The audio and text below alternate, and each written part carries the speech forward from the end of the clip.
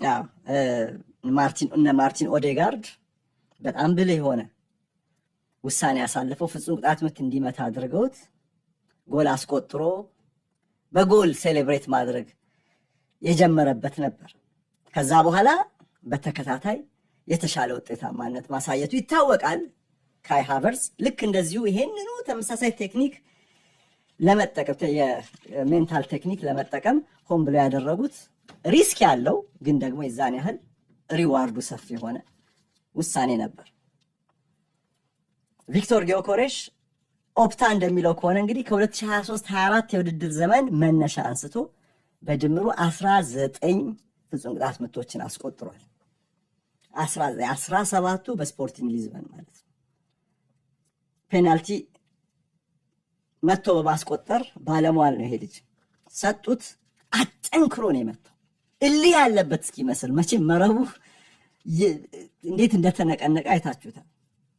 ይሄ የሆነው 24ኛው ደቂቃ ላይ ነው። 65ኛው ደቂቃ ላይ ጊዮኮሬሽ በጋብሪኤል ጄሱስ ተቀየረ። አጠቃላይ የጨዋታ እንቅስቃሴው ግን እምብዛም ነበር ከጎል ውጭ። አሁንም በጊዮኮሬሽ አርሰናል ብዙ መስራት እንዳለበት የታየበት ነው። ቢሆንም የትናንትናዋ አንድ ጎል 3 ነጥብ ያስገኘችለት ከእርሱ ፍጹም ቅጣት ምት የተገኘች መሆኗ ለተጫዋቹ ያለው ትርጉም ከፍ ያለ ነው።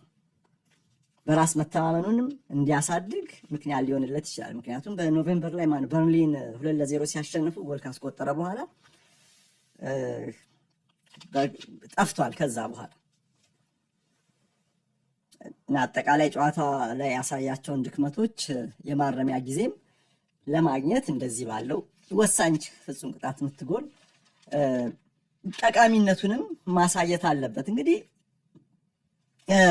ድክመቱ ምንድን ነው በሚለው ፕሮግራም ሰርቻለሁ ባለፈው። ከዚህም በተሰባሰቡ መረጃዎች ድጋፍ የሚኬል አርቴታ የራሱም ንግግርም ያካተታል። ያው አሁን መነጋገሪያ መሆኑ ሰሞኑን በተለይ ከዚህ ጨዋታ በፊትም የጊዮኮሬሽ ጉዳይ እየሰፋ መጥቶ ነበር እና ፍጹም ቅጣት ምት እሱ እንዲመታ ስለመደረጉ ሚኬል ከጨዋታው በኋላ ተጠይቆ እንዲህ አለ። ያሰብኩትን ያደረጉት በሜዳ ላይ ተነሳሽነትን ራሳቸውን እንዲወስዱ እፈልግ ነበረ። ቪክቶር ምርጥ መቺ ነው ብለው ወሰኑ፣ መታ፣ አስቆጠረ። ምን አይነት ታላቅ ውሳኔ ነው ሲል ነው ሚኬል አርቴታ ውሳኔውን ያደነቀላቸው። እንግዲህ ቀደም ሲል ማንቸስተር ሲቲ ዌስትሃምን በሚጠበቅ መልኩ ሰፋ ባለ ጎል ልዩነት 3-0 አሸንፎ 5ኛው ደቂቃ ላይ በሃላንድ 38ኛው ደቂቃ ላይ በራይንደርስ እና 69ኛው ደቂቃ ላይ በሁለተኛው የጨዋታው የሃላንድ ጎል በአጠቃላይ 3-0 አሸንፎ ወደ ላይ ደረጃውን በማሻሻሉ ምክንያት የአርሰናል ደጋፊዎች በእውነት ስጋት ገብቷቸው ነበር። አንዳንድ አስተያየቶች ትላንትና ጨዋታውን ስናስተላልፍ ኮሜንት ሴክሽኑ ስር እመለከት ነበር። ኦነስት የሆኑ ሀሳቦች ነበሩ እዛ ጋር እና የሲቲ መምጣት ስጋት ደቅኖባቸው ነበር።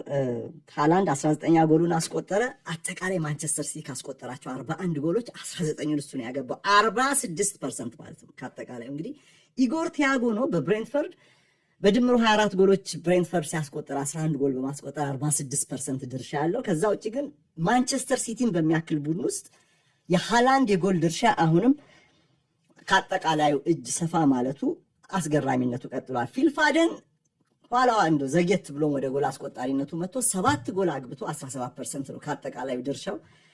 አሁንም ሃላንድ ላይ የተንተራሰ ነገር አለ የማንቸስተር ሲቲ የጎል ምርት ቢሆንም ግን ሲቲ እያደር እያስፈራ